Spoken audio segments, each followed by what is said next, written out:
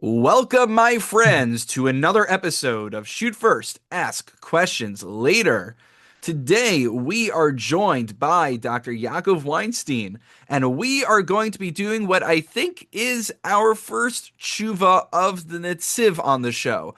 I am frankly embarrassed that I did not manage to get the Netziv on sooner, but I am glad that Dr. Weinstein, that you brought this to my attention, and we are going to rectify the matter in short order. Just a quick bio for our esteemed guest. Dr. Weinstein currently serves as the chief scientist for quantum technologies for the MITRE Corporation. I got that right? That's correct. Very He good. has his bachelor's in physics and math from Yeshiva University, a master's in mechanical engineering from MIT, and also a PhD in nuclear science and engineering from MIT as well. Now, he has also compiled and annotated Rav Aaron Rakefet Rothkopf's Rakafot Aharon, Volume 3, and also part of Volume 4. And also, I'm pretty sure you've done some work on Judaism and the the Chronicles of Narnia. Mhm. You have a lot of varied interests and expertise. I think before we jump into Netziv, I'd kind of love to hear if there's some sort of like unifying factor amongst all these things. I'm not sure there's something that's really unifying, but I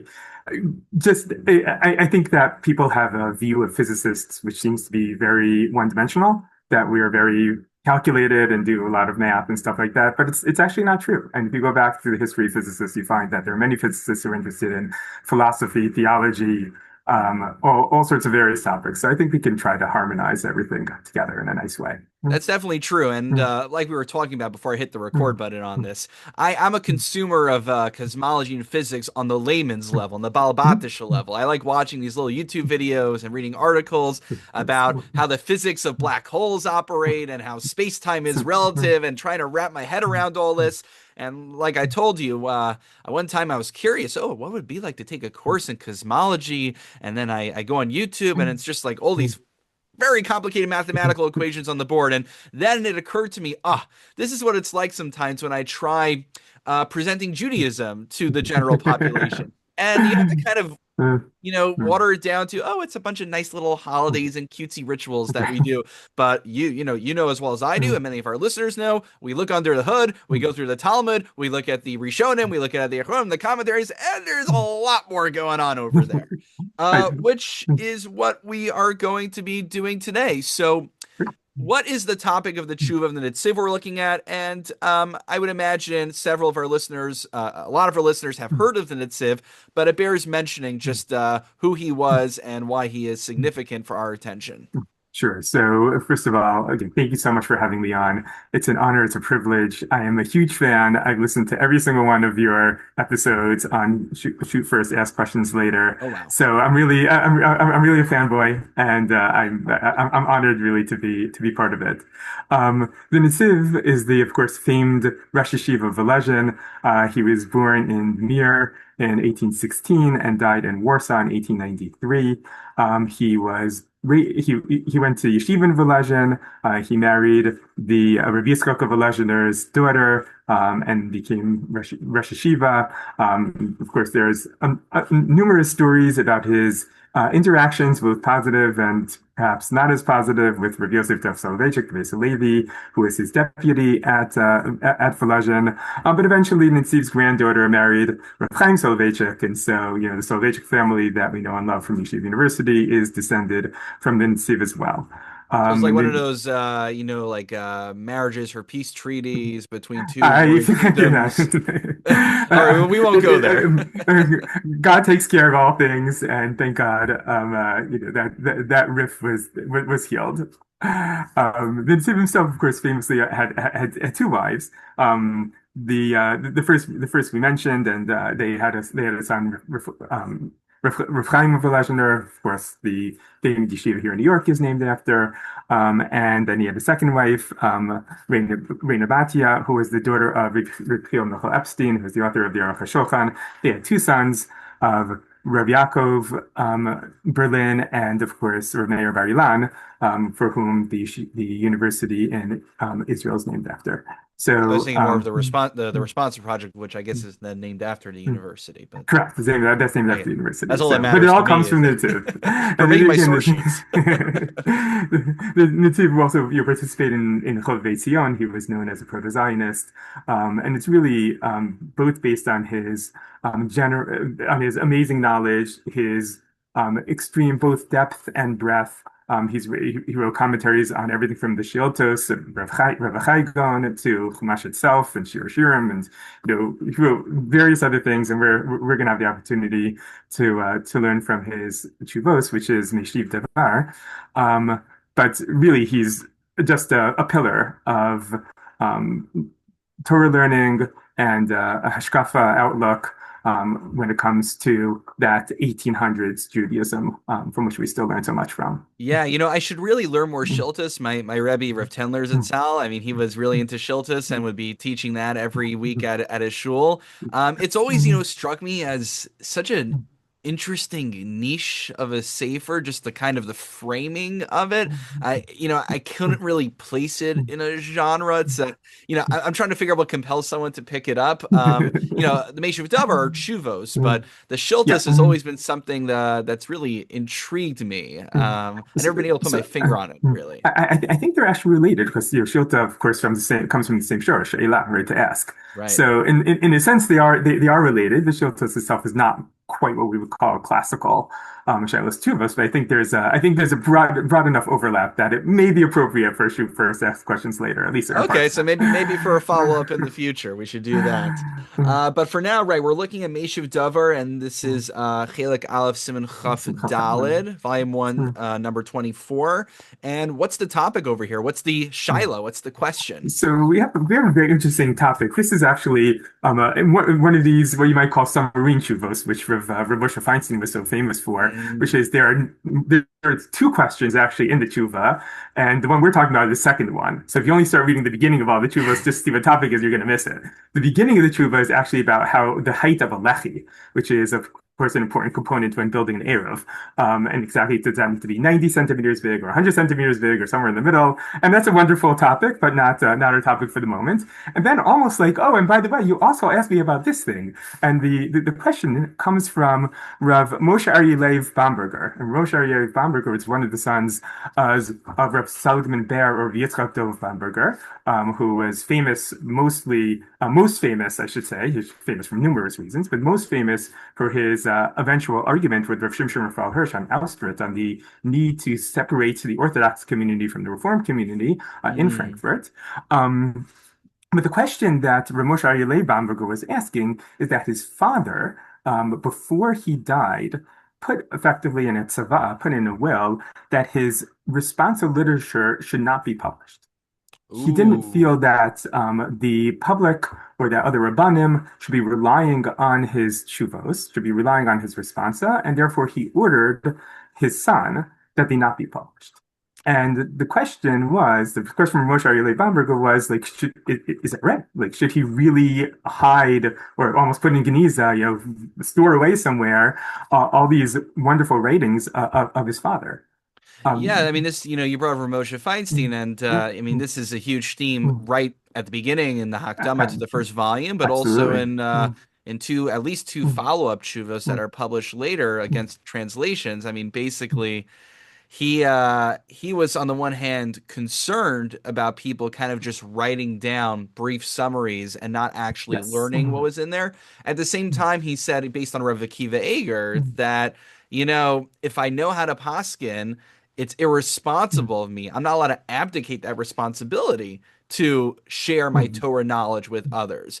It's he has a tshuva also on intellectual property and about recording a shear from someone, and he deals with the question of can I publicize someone else's Torah without their permission? Don't they have an obligation to do it? But maybe the guy doesn't feel so confident about sharing it publicly. So yeah, I'm glad you brought that up because it certainly comes up in his literature as well. Absolutely. And if we have time, hopefully we'll get to what he wrote in Dibros Moshe. But Mm. Moshe Feinstein actually addresses this in his introduction to both Bava Kama and Bava Oh yeah. Metzia in Dibros Moshe. So Moshe Feinstein certainly was aware and was sensitive to this topic. But Rav Moshe Aryeh Bamberger actually wrote his Shaila to three great Rabbanim. He wrote to Rabbi Yeshua Leib Diskin, who at that point seems to be just transferring to Yerushalayim. He wrote to Rabbi Yitzchak Chanan Spector, and he wrote to the Netziv. Wow, Um, that's a trifecta right there. yes, so we don't have the tshuva of Rav Diskin, unfortunately. We do have the tshuva of Rabbi Yitzchak Chanan Spector, and we have the tshuva, of course, of the Netziv. Um, if you open up the latest version of Yad Halevi, which is I'd say the bulk of the chuvos that we have from Rav Bamberger, Rav Solomon Ber Bamberger, um, then they actually have both the tshuva of Rav Yitzchak Chana Spector and the tshuva of the Netziv published right in the front, Mm. along with along with a kind of like warning: do not paskin based on this book.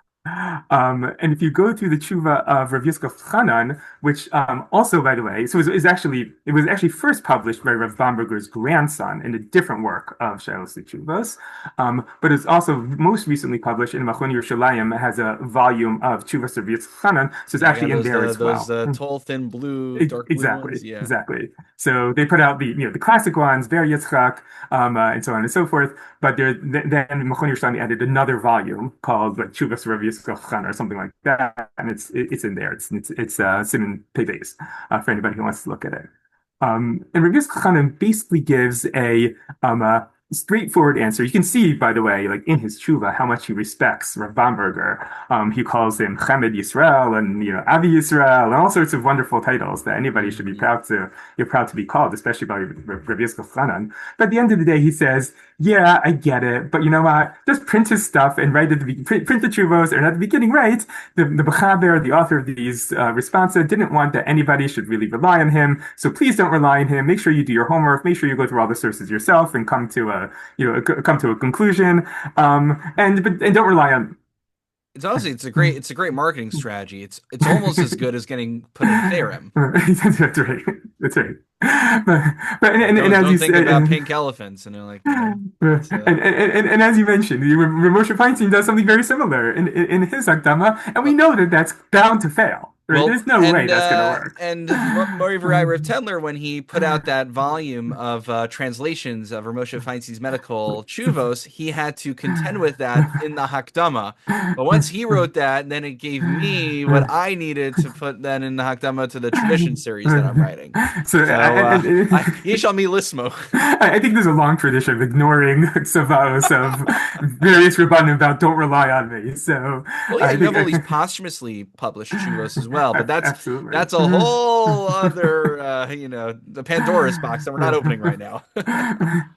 So, Rav Yitzchak Inspector's tshuva then, back to Rav Moshe Aryeh Bamberger is relatively straightforward. Yes, publish, and say, include in the publication, an introduction that says, this was my father's will, and therefore you should not rely on him. The Netziv, however, goes a step further, and he divides his tshuva is really divided into two, and both parts are very important. And the first part, I think, is also like just fundamental for everything that you, Rav Kurtz, are doing on the podcast and for Shiloh's Tshuvos in general. Um, I should say also we don't poskin based off the podcast for anyone who listens, but actually, please. No, good. Well, This is I think like the allows purpose you of the to have the podcast is podcast. I say every now and then is like, if you're doing the dishes or whatever and you need something to listen to, this shouldn't be in place of actual, limud HaTorah. It is Limud Torah, but I mean, no, it is. No, no, but of that course it halacha is Limud Torah. I like to So, say, you have to be able to make a birchas Torah on content in the podcast. Otherwise, we didn't do a good job. this is true. This is true. So I want to read just like a line inside. I like reading. I like reading Yeah, yeah. inside, so the Take listeners get to let's hear take like a few really what quote it quotes says. over here. So first he quotes the question that Rav Moshe Aryeh Bamberger asked him, noting his own father's reluctance to publish shuvos, and then he says, the Netziv says, the Adarabba. He says Oh, completely incorrect. In fact, it's the opposite. B'sha'ash meshivin halacha lema'aseh, at a time when someone answers practically, there's a practical question in front of him. There's a woman who's crying because they can't find her husband. Ba'im la'omek hanyan yoser. You'll dig deeper, you'll get closer to the truth. You'll find out the answer more properly when the buck stops with you. When you actually have to answer the question, that is when you're going to dig deepest, and therefore it's better. Right? It is the truths are more real. They're more amitza shel Torah. They're more the truth of Torah than if you were just sitting and learning. Not the same thing I'm sitting and learning. You should sit and learn. But when to get to real truth, it's halach l'maaseh. And then he adds another point. He says, "V'gam siyata d'shmaya adif Wow. b'shas maaseh." And then God is going to help you out. Right? Hashem is going to make sure that you get to the right answer. So Now, there's a of there's a course, lot to unpack over here, and I yeah. love these two different reasons. I mean, one is just pragmatically speaking, functionally, if I have to give a sheer on the topic, I'm going to make sure that I study it in good, in depth, and I can anticipate potential flaws in my reasoning before I present it to a larger group of people. But then he adds in right, like the siyata d'shmaya, and way back in the early days of the podcast, I think it was with Rav Shimshon Nidel, we had a discussion about AI and halacha. Of course, everyone needs Yeah. every podcast needs to have an AI and halacha. So he was kind enough to help me get that checked off. But this also reminds me of the Ramban al HaTorah. Now I skimmed the tshuva, so you'll tell me if it's in there and I missed it maybe. But the Ramban says about the idea of following the basin. I think it's on Achri Ram Lahatos, that in addition to just following the majority, because chances are the majority is more likely to have the correct answer, there's also siyata deshmaya that Hashem gives to the basin, to the Sanhedrin, which now seems to be extrapolated to the lone posek as well, which is Yeah, so interesting. the Netziv doesn't quote the Ramban, but it's certainly the same vein that Netziv is talking about. Right, but it's not just a based in or a Sanhedrin sitting at No, Lishkas Hagazis. This is a lone posek has a yeah, siyata deshmaya. yeah, and of course it doesn't mean there can't be arguments. There are arguments. There's a famous story, I should say the legend, maybe it's the myth that the Ramah and the Shulchan Aruch, Rabbi Yosef Karo and Moshe Isserlis were arguing about whether a woman could remarry because her husband had disappeared. And Rav Yosef Karo said, no, she cannot because perhaps the husband is still alive. And the Ramah said, yes, she can remarry because it seems that the husband is dead and follow all the halachos of Aguna, so that's where it should lead. And the legend goes that the husband was alive. The husband he was real alive. Moshe Cairo, Rav Yosef Cairo was correct. Oh But wow. the Bezdin Shalmala was so intrigued and so enamored by the lumdis and the reasoning and the rationale of the Ramah that they killed him. I love those stories, by the way. So, Those are like the most yeshivish stories possible. It reminds you. I thought I forgot if it was the Rogachover. It was one of the Hasidic Rebbe's. They asked this question about how could Rambam deny the existence of demons and supernatural beings if in the Talmud it acknowledges it. So the pshat is when Rambam paskin that demons don't exist, they stopped existing. So, Oh, that's great. so there can be arguments, but the Netziv really does hammer home that when somebody takes on that responsibility to be able to answer halach lamasa and actually take on their shoulders the weight of halacha, so then Hashem is going to take them out. Hashem is going to support them. Hashem is going to do what he can to make sure that he gets the right answer. Hmm. Um, and so this question really comes to the fore when you have a seeming contradiction between the same author who wrote something in a tshuva, something in a piece of responsive literature, and something in a psak, something in a book in a codification, or something in chidushim on Gemara or something like Yeah, I that. mean, a good example of that, just off the top of my head, is the isser of listening to music nowadays. And the Rambam in his Chuvos comes out more machmir than the Rambam in the Mishnah Torah. So the question is, which one are we going to paskin by? Correct. So this comes up in numerous authorities, and here the Netziv quotes the Rush, and Netziv quotes from the son of the Rabbi Huda ben Harash. The Rush had a number of sons who are very famous and well learned. This is Rabbi Huda ben Harash who wrote the shows the Shuvot Zichron Yehuda, and he says that you should follow his father's psakim. You should follow his father's halachic decisions in like the back of the Gemara and not the chuvos. But the reason he gives is not because one is more weighty than the other, but because the psakim were written last. And so it must be that the Rush would have changed its mind. There's a time, we know that there's a time lapse between the tshuva and the psakim. And presume we're not talking about the Um, Besamim Rosh, right? we're not talking about the summer. That was a large time gap Oh for my the gosh, summer. that's another huge omission on my part from the That would podcast. be a wonderful topic. I agree. I'm glad we were able to slip in the Besamim Rosh over there. Okay, we checked that off the list also now.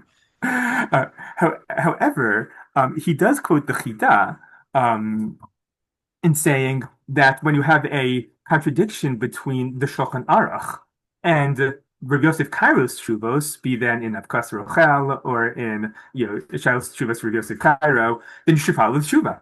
You should follow the responsive literature. You shouldn't follow the Shulchan Aruch. And that's the Chida. I mean, that's that's a Rav Chaim Hmm. Yosef Rav Chaim Yosef David Avzulai. I mean, he's one of the greatest of the Sephardic Achronim. Um, pasking about Shulchan Aruch, pasking almost against the Shulchan Aruch in favor of responsive literature. So that's certainly a big deal. So, But that's what's interesting is, again, I mean, I know Rav Moshe writes this, but I'm sure many, based on what we're looking at, seem to be of this opinion that Chuvos in general are written in a very specific and narrow, not all, but Chuvos many times are written in a narrow manner for the Shoel's particular circumstance. I would think a code by definition is meant to be generalized, and that's what we should be looking at. Just unless you are confident that your precise situation lines up with all of its factors and no confounds with what was written in the Chuva. yeah, and I think that's definitely something that poskim need to take into account. Not that, God forbid, I'm a posik, and especially when you get to chuvos, for example, from mamzeros, if you're trying to prove that someone is not a mamzer, you're going to throw everything at that chuva. Right, you're going to do whatever you can to try to save that person, and you're going to write 15 different rationales. And even though should somebody rely on rationale number 14 on its own? Right. Maybe not, but it's a tshuva, and so you're gonna try to just nail everything. Right. The preponderance Um, of Das Yachids come together. exactly, and in a positive way. We want our poskim to be able to do that. We want them to, when you have a question of that magnitude in front of you, to be able to do whatever you can to try to help Yeah. this individual. I mean, that's one of the explanations for Elu ve'elu divrei l'kimachayim, that we preserve Absolutely. minority opinions so that they can be used in extenuating circumstances. And they are. Indeed.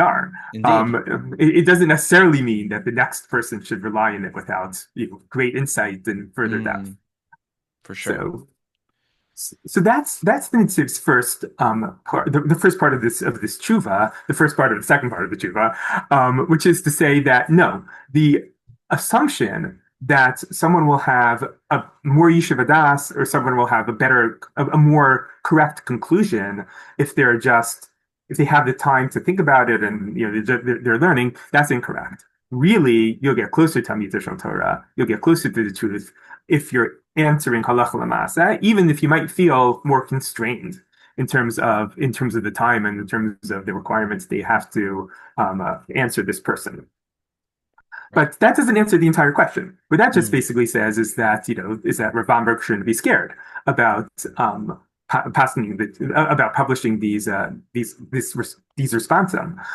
However, that doesn't answer the question about, well, his father said not to do it. Right. And the Um, question is, are we looking, what area of halakha are we looking at? Are we looking at Dine Mumnus over here? Is this like a financial question? Does he have bias? Does he have ownership over that material? right, And then could that ownership then be inherited as a Yerusha? exactly. And is there just simple kibbud av v'ein question as well? I mean, your father Mm, told you not to. Should you do it? right. And so the Netziv then makes the following point. He says that it is true that when someone is mechadish, when someone comes up with new ideas in Torah, that person has an ownership of those ideas. Wow. And he quotes a couple of Gemaras that support this point.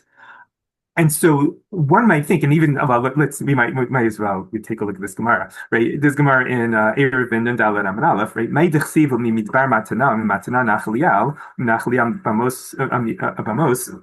It quotes a pasuk in Parashat Maaseh that goes through the different travels of Bnei Yisrael, of the Jewish people, as they're wandering through the wilderness between Egypt and Israel. So, and so that's just a list of, and it's just a list of places. But Gemara learns from there that no, when someone is mechadish something, when someone thinks of something new in Torah, Torah nitzna lo b'matana. The Torah is given to him as a present, so it's his. And not only that, מכיוון ש... וכיוון שניתן לו במתנה נח לו אל. That once it's given to Wow. him as a present, it's his nachla, right? It's his inheritance. He has full ownership of it, presumably, it's seemingly, so much so that he can inherit it to his own children. But I And do love how he qualifies this by writing. I'm sorry if I'm jumping ahead, no, but no, I please. just love this here. He's because he finds precedent. He said, "Dome letruma shel bailim shehein shelo litin lechol koin sheyirtza umikol makom la'avi legamri ein lo rishus." It's It's like truma. So there's chus bailim that if I have to give truma now to the kohen, so I can choose which kohen I want to give it to, but I'm not allowed to just destroy it completely. I just have absolutely. the schus. I have the right to choose which kohen, and then I guess the whole sugi of takvu kohen. Sometimes the kohen comes and sees whether he wants. We could be on this podcast until Ad Biaskol setting until Mashiach comes if we want to talk That's about that. absolutely, and yeah, and basically what he says is that the command, the need to be lilame Torah, to teach Torah, right, limits your ability to destroy it. Right, you cannot Hmm. destroy the Torah that you have. You have Tova Sana'ah, right? You have the ability to give it to whoever you want. So you could give it, you could teach this person and not this person, it seems, something of that sort. But you have no right to destroy it completely. And therefore, and this So is a little bit you're of a like jump too. the Yeah, steward, right? You're the steward over the Torah, correct. the steward over Gondor. You're supposed to take care of it, not just sitting tomatoes. No, that was there you go. There's our fantasy reference from Lord of the That's good. Rings. That's I'm very Avon Yavin. good. All right, I tried. And therefore, Bamberg has no right not to publish, right? He can publish and maybe not sell to everybody. I'm not quite sure. I'm not quite sure what rules you might want to put on it, but he can't not publish because that would be completely destroying. Right, and we have this idea in the Gemara already. Sometimes there's halacha of Amor and Cain. There are things that are true la Correct. halacha, but it is irresponsible to share them and disseminate them with the masses. So there's already I mean, you mentioned a few of the precedents that are cited here, but that would seem to me to be a very, stark precedent.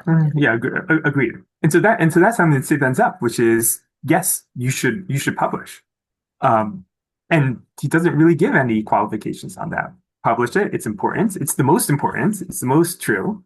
Um, and your father had no right to hide it, which is that's a pretty fascinating response that he So, they comes that he So answers. here's the interesting thing. We're talking about Gedolei Torah over here. I asked myself this question a lot. I once came by the Chasm Sofer, which subsequently I realized Ramosha Feinstein had to contend with as well. Because Ramosha, right, in his Hakdama, he writes that, look, unfortunately in his history, he lost a lot of his early manuscripts. He was read a shidduch. He goes on the wagon. I forget. I think it was like a Sarbateves. It may have been a lot of bad things. I think happened to him on the Sarbateves. It's in Mamachi Rabbanan. So he brought his satchel full of manuscripts of chidushim he was writing. Someone stole his bag to get some, to see if he could steal money from him. Unfortunately, the manuscripts were All we never got was recovered. Kedusha So he said, if you can publish, go ahead and publish at the soonest opportunity that you have. So that's Ramosha on one end. But the Chasam Sofer says, we know that fundamentally there's a prohibition, the Talmud tells us,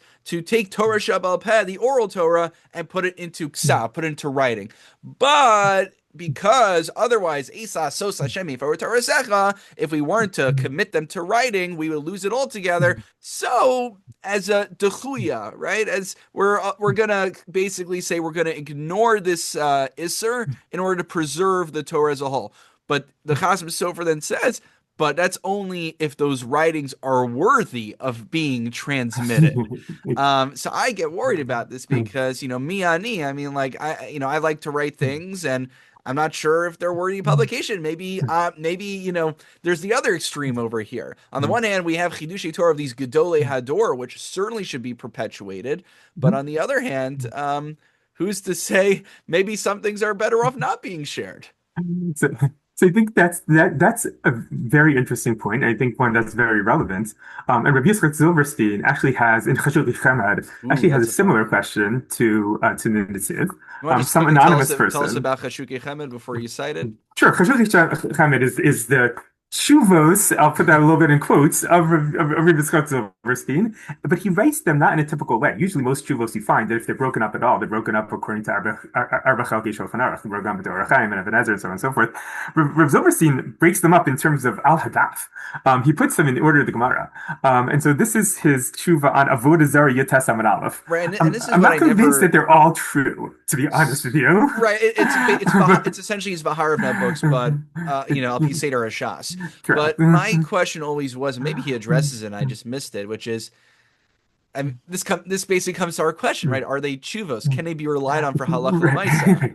Right. I don't know the answer. There's Because some wild I chuvas of use Chashukei chashukei chemah Chemed, like that's for most people sure. do, which is if you're teaching, a weekly daf or amud Yes. shir, and you need something to spice things up, he always has a wacky shaila to ask. Which so I always have something in my back pocket which will be interesting.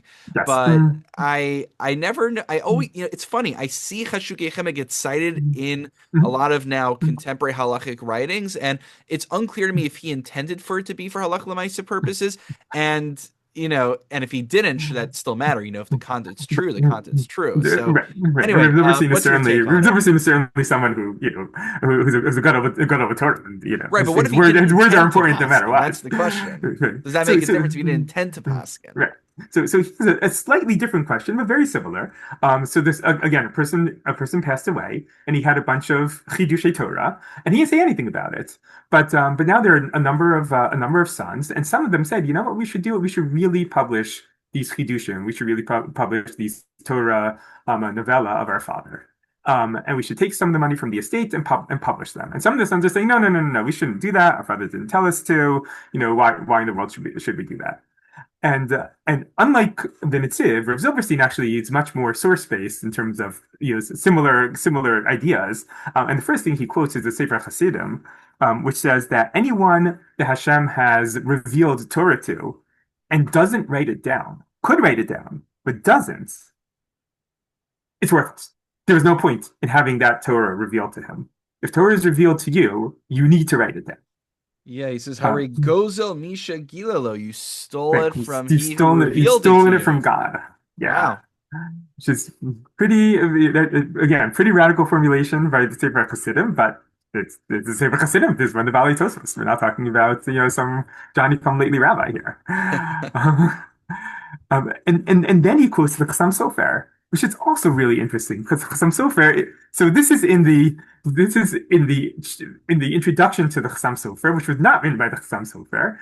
It's his son, the Chassam Sofer, who's writing the introduction, and he says, "Why didn't my father write this introduction?" And the answer is because my father didn't want to publish. Okay, why didn't my father want to publish? Why didn't the Chassam Sofer want to publish? Exactly what you said, Rabbi Kurtz. Ah, Right? Chassam Sofer didn't feel that what he had to say was any more important than anybody else. He said, "There's no reason for anybody to rely on me because everybody else is smarter than me, or at least as knowledgeable as I am about Torah. So what's the point?" And even if there may be a few people who don't know as much as me, let them come to Pressburg. Let them come and we'll learn. We'll learn together. I wrote down everything.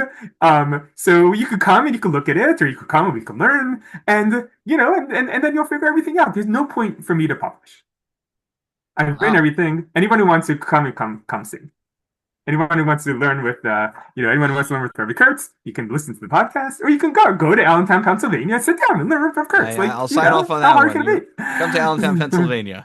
so, and that's what Chassam Sofer says. And he says, of course, God forbid that I should publish because I want to make a name for myself. That would be a horrible thing to do. Or I want to publish because I want to make money off of it. That would be an even worse thing to do. So therefore, I'm Well, not publishing. I'll share one thing about this because Baruch Hashem, I was zeichet to put together a leak of Rav Moshe and Yes. Pirkei Avos, which doesn't, again, with Otzar Chacham and Bar Ilan nowadays, spend a few Shabbos afternoons collating things, and you could do what I did. It's not but no one did it yet. So anyway, I had to put in the Hakdama, the Hisnatzlus, I kind of had to say the whole the perfunctory anava that you got to do for these things. Yes. But I was very gratified when in my collation I found not collation is in a kiddush, but I meant like a collection of collations. I found in Mesoras Moshe, so from his grandson, a story about this. And also, I found something in the article biography as well. They had this where one of his students, I'm forgetting who it was, but it's there in the book.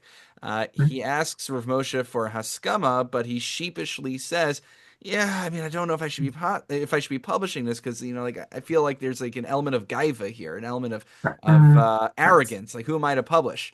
And Moshe says, "Baruch Hashem." If you were not self-aware enough to realize that it's gaivic to do this, then I would be worried. Bitoch shelo lishma balishma, go publish it. Gives him That's his good. blessings and haskama and writes his paper. So, That's great. and we have to, That's great. I guess at least, I'm a balgaiva, but at least I try to be aware that I'm a I don't think balgaiva. so. So maybe that's just a slight madrega up. Who knows? So interestingly, because we mentioned Hakdamos, the Reb Zilberstein also quotes from the Shel Sitruvas Rishis Bikurim, which was written by Hmm. Reb Patalo Cohen, who is one of the members of the Bezdin in Vilna in the 1800s, and he writes a Hakdama, and he says, I don't understand in the Hakdama. He says, I don't know why people write Hakdamos. There's no point. Like, why would you write an introduction? Either your stuff is worthwhile or your stuff is worthless. If it's worthless, you shouldn't publish it. And if it's worthwhile, then you don't need an introduction for it because it's worthwhile.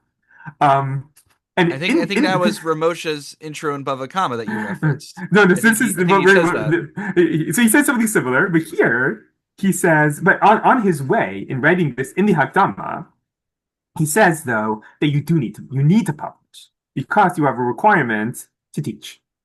Hmm. Right? And obviously, and he says, and the learning that we do nowadays is centered around books. And so the way to teach is through publication. The way to teach is through books. Maybe now we would say the way to teach is through the internet. I don't know. Maybe everybody should put stuff on the internet rather than even publishing books. But that's what Vitalik Cohen says. You need to Yeah, publish because so I that think fulfills really Madatem in the highest fashion. this might be actually a good place for us to kind of come into the conclusion over here. What are the implications nowadays? I think you started getting to the internet and how information is proliferated in a very new and different manner. I know you have your Narnia blog, which is online, and you've published as well. And what are the implications of this controversy from was it 150 years ago or so, whatever the exact date was on Yeah, this? What are the 1878. implications for 21st century? Yeah, so I like paraphrasing or slightly changing the saying of Rav Chaim Brisker. Rav Chaim Brisker was known to say that not everything that you think you should say, not everything you say you should write down, and not everything write down you should publish.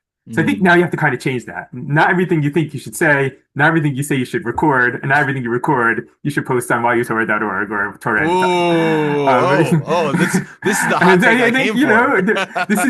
this is coming. This is and that's within the Shita of Rav Bamberger. Rav Bamberger was a great Rav. And he said he didn't want his tshuvos to be published. He's not coming from nowhere, and it speaks to the need to publish good Torah, right? To publish Mhm. Torah that has been vetted appropriately, has been thought about, and has really been cared for, and put in a way that is appropriate for the medium that you're publishing in, whether that be in print, whether that be online, whether that be in a podcast. Um, I think that's one perspective and a almost opposite perspective, but it's Hakazu Vashlishi has to come and then you have to synergize them, which is to say no, the internet and podcasts and blogs, they give us unprecedented opportunity to share Torah with people who may not have decided to do so in the first place. People who don't have the ability to go to a shiur, people who don't have the capability to walk into a shul and ask rabbanim questions. You can reach so many more people via the internet or via podcasts. And so, how can you turn down that opportunity to maximize your fulfillment of Vilimadatem, right? To Mm. Lalami Torah, to teach Torah. Yeah, you're And reminding me of episodes ago when we talked about Rev Tights from Elizabeth. I think he and started the first Torah putting on the radio show radio. in America. Yeah. And people were like, very concerned about that at the time. It was revolutionary, and he's the godfather of these podcasts that we do And, now. Absolutely, and I think neither perspective is wrong. It's a welcome. People should go onto the internet in a sense, be able to be Marbitz Torah, to spread Torah to whoever's willing to listen. But taking that opportunity also requires taking responsibility to try to put out content that is as beautiful, as sharp, as understandable, and as wonderful as we all can. And I Very think good. I think that's the balance. And of course, I love your podcast as I mentioned before, and so I think you've done an amazing job I really in this appreciate it. And balance. if I can, just as like, you know what, if I could take 2 more minutes of your Please. time, can you, so in that vein, can you just, I've been, again, I'm so intrigued by the Narnia blog that you've been doing for many years. Just how does that fit into the puzzle here? What have been like your favorite blogs to write? What is like your biggest chidushei Torah with Narnia? Just like give me like a, whet our appetite. That way our So, listeners can go check it out. okay, so I have been a big fan of Narnia since I was 8 years old, and I started reading the Chronicles of Narnia. Only later did I understand some of the background and some of The the hints Christian that are being put imagery. into the Christian imagery that's put into it. But it was, I mean, some things are relatively obvious. I think that C.S. Lewis was a person who was really striving for truth. Now, of course. I don't believe that he found ultimate truth in Christianity, but nonetheless, I think there's something to be said for the path. The Mm, Tiferes Yisrael has a whole. This is really gets us into a whole different thing. But the Tiferes Yisrael has an essay about the difference between Jews and non-Jews. And at the end of the day, he says Jews are born on top of the mountain, and non-Jews have to climb the mountain. Right? We were given the Torah at Har Sinai. We were born on top of the mountain. We were born with truth. The non-Jews have to climb the mountain. But there's something to be said for that climb. You learn mm. something from the climb, and so that's Sar always that's Halicha. that's the way that I've kind of viewed C.S. Lewis. And even though he didn't reach the top of the mountain from our perspective, from his true perspective, nonetheless, that climb I think is important. So hence I've convinced myself that this is a worthwhile endeavor, and I think you see a lot of truth in that. So for example, I'll give you one parallel. Right, so Chazal tell us that when the angels came to visit Abraham Avinu, so they found him. They were served matzah. Right? Why were they served matzah? They were served matzah because it was Pesach. Okay, it wasn't Pesach. I mean, maybe the days was Pesach, but like it wasn't Pesach. Pesach hasn't happened. It hasn't happened yet. So what do you mean that's Pesach? And the answer is that the answer is that the idea of Yitzias Mitzrayim, the idea of the Geula, is so profound and so immense that it affects time in both directions. Ah, Since we were talking about cosmology physics. There before, we go. right?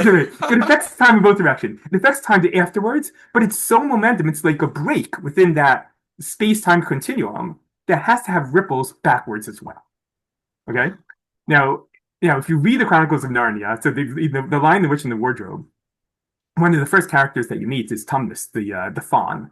And if you read about Tumnus, when he first comes onto the scene, he's walking along holding an umbrella and a bunch of packages.